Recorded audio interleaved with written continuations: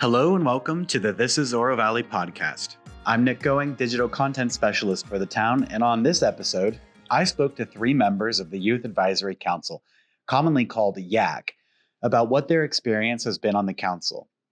The council, a group of students representing different Oro Valley schools, has been around since 2012, and their mission is to develop the voices of Oro Valley's youth and channel their passions to enhance the community.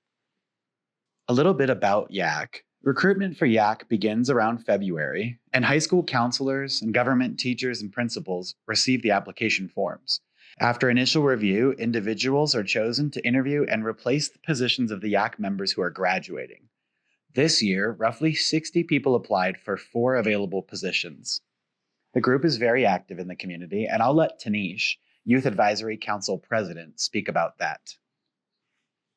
We're on the general plan committee. We're going to town council meetings. I mean, we're talking about having a YAC member sit on the dais. We do volunteering with seniors up in like Swindito. We play pickleball with them. We do board game nights. We teach them technology. Then it comes to the actual events that we're doing community engagement wise. We have the dive-ins over the summer.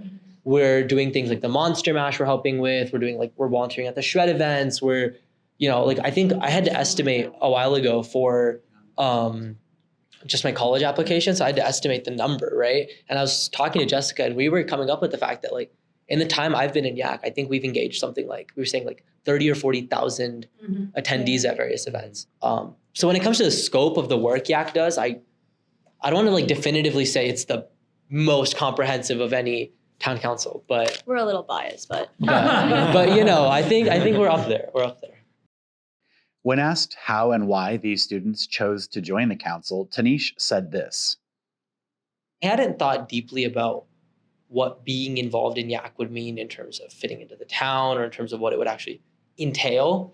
I just thought it sounded cool, I guess. In 6th grade at my old school at Wilson, I was student council president. At Basis, they don't have student government. And I kind of missed that, those meetings, getting to plan things and organize events. And so YAC felt like a way I could kind of get back to that since my school didn't have student government. Allison and Nihar shared that the sense of community YAC afforded them was a draw to joining the council. I think one of the big appeals, because I went to all the events, was kind of this community of youth that was very rare in Oro Valley because I grew up around all these older people.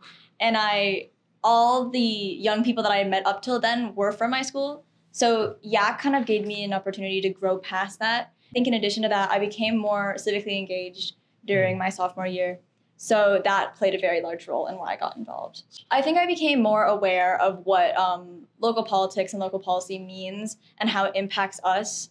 I started being more aware that there were town hall meetings and things like that. The best part about being in YAC by far is the community, both inside of YAC, but also the community that we grow through YAC. I think the community of young people and the community between like older people and young people, because one of the big things in YAC is like branching the elderly and the youth. So I think that is a huge part of it. I remember I got to deliver Christmas gifts to elderly last year, and that was a lot of fun. We got to wear like Santa hats and it was great. But yeah, I think that by far is my favorite part. So I went to my first YAC event in 4th grade, but at the time I didn't know it was a YAC event. I just thought it was just like a community event. And then ever since then, I've been seeing like a YAC posts about like the dive-ins and like different community events on their Instagram. I even went to some, and it felt really cool to have like a place to bond with the community, because like that's what made Oro Valley feel like Oro Valley is like all these events that we ran. Without that, before that, I just felt like, oh, I'm living here. But the events made it feel like, oh, I'm actually a part of a community. That's what made me want to join. Historically, the youth, and for this episode, I'm defining youth as anyone under 18, haven't made up the lion's share of the population here in Oro Valley. Still, the community of youth in Oro Valley is growing, and the YAC gives a voice to this group who otherwise would not have an opportunity to participate in shaping their community. A community that Nihar describes this way. So growing up in Oro Valley, I know a lot of people say it's like a small town, but I think that the thing that actually differs Oro Valley from like other places is not that it's a small town, but like it's a small town that has a strong sense of community. So like other small towns, like you think of them and you're like, oh, there's like boring, there's nothing to do here. But like Oro Valley, I think is different because like Oro Valley has been my childhood and I've had a lot of great memories here and there's a lot of stuff to do. not only like just places, but like friends as well. And it's like I think a lot of people refer to it as like the Oro Valley bubble, and it feels very good to be in the bubble. I've only been in Yak 1 year, but I think my moment of impact would be the community events that we run. So that's like the dive-ins. And then at the dive-ins, I've had people tell me that they've like made new friends at the dive-ins, or that they have like these like now like new high school friends. I wasn't in Yak for this, but Yak does this event called the Battle of the Bands. And at my school, I have this very cool story. These 3 kids that I knew, they were all interested in music, but didn't really know each other. But after they heard about Battle of the Bands, they got together and they created their own band, and they started like seeing each other every single day, and just to work on this event. And they were like pouring their like life outside of school into it. And after that, now they talk to each other every single day, and now they're all like best friends, which is really cool to be a part of an organization that can do that. Interestingly, for many of these Yak members, their involvement in politics did not stem from their parents. Here's Tanish discussing how his interest in politics led to his parents becoming more involved within the community. When it comes to civic engagement, I think for my parents, I mean, as like first generation immigrants, right? There's not as much of a impetus to get civically engaged. Yeah. They became citizens in 2017. And so before that, they literally couldn't vote, right? So they're not that was a disconnection. And then once they got the ability to vote, because they hadn't grown up in in an American political environment, they didn't have necessarily even a super strong understanding of what our governmental institutions look like. And for me, as someone who became interested in politics, started taking like AP Comparative, AP US Government, all these different classes, I kind of became the person that was telling them that these are the options for you. One of the questions for Oro Valley to answer, or really any town to answer, is how do we balance the desire to keep the town small and community-driven with the need for economic growth? We want to be comfortable, proud of our space, respect the environment, but we also want restaurants, businesses that offer us new and exciting services, and spaces for us to spend our time. It isn't an easy thing to answer, but I think Nihar and Tanish put their thoughts forward in a way few adults could. I think because like there's this like common narrative that like the more people and like growing the town are like at odds with like the small town feel or like the like spirit or Oro Valley, but I think those two things actually like don't have to be in odds and like can sometimes go hand in hand. I think one example is like our school. Actually, our school is like a recent addition. I think it was only built in 2011, so it's only 1 year older than the Youth Advisory Council. But I think like and obviously the school brought like a lot more people, and I think Basis now is like a core part of the community, just like CDO and Ironwood are. And so I think all of these like new things and like new stores and which do bring new people are actually good things for Oro Valley. And that doesn't necessarily mean that we have to lose like the spirit of Oro Valley or what Oro Valley means. I think it's also important to acknowledge where the other people are coming, just like the small town feel.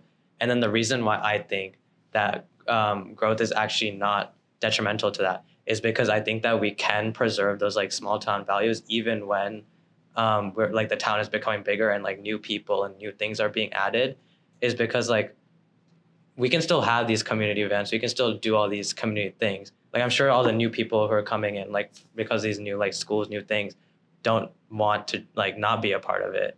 And so I think like a lot of the things that small town Oro Valley has, or like define it, like all these community spaces, the community events, can just be attributed to a bigger community too. You can also look retroactively to see examples literally in the town of, I would say, preserving or even growing the idea of our small town values in conjunction with growth, right? So if we're talking about this event that's taking place that has 10 to 12,000 people, I think, and we're also calling ourselves a small town, those things are already at odds. But if you ask someone whether they appreciate the fact that the spectacular is going on, I don't think you're going to find that many people that are like, oh my goodness, this event, terrible. No one has a problem with that. It's only because we have enough people, moving to the town, enough young people, that we even have the resources and interest to create that sort of event.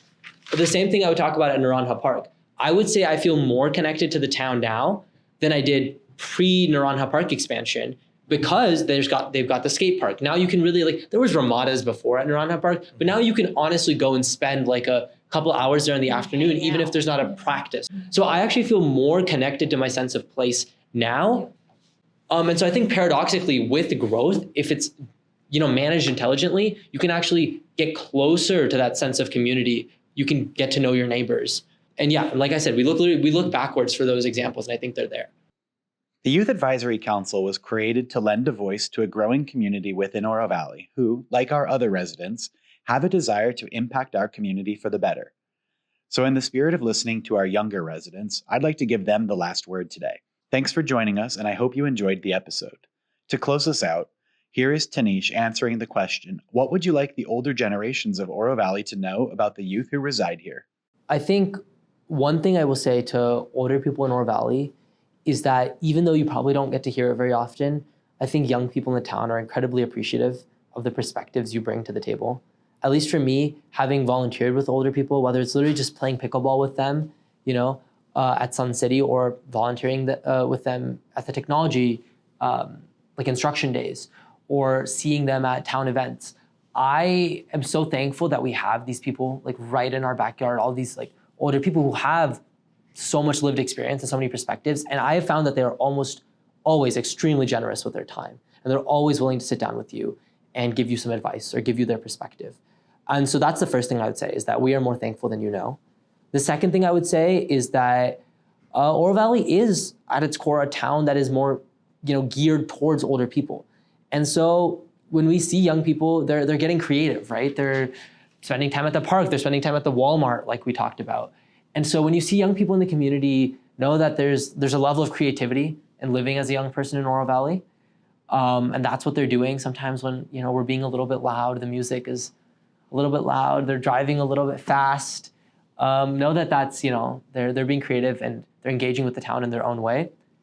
And the final thing I will say is that I think when we get down to the core of it, with old people in the town and young people in the town, the core ideas are the same, which is, I think, a deep respect and appreciation for our nature and a belief in the importance of our community. And so those two things, whether you're at Catalina State Park, whether you're at the Christmas tree lighting, whether you're at any event, any place in the town, no matter what age you are, those core values are going to be really consistent.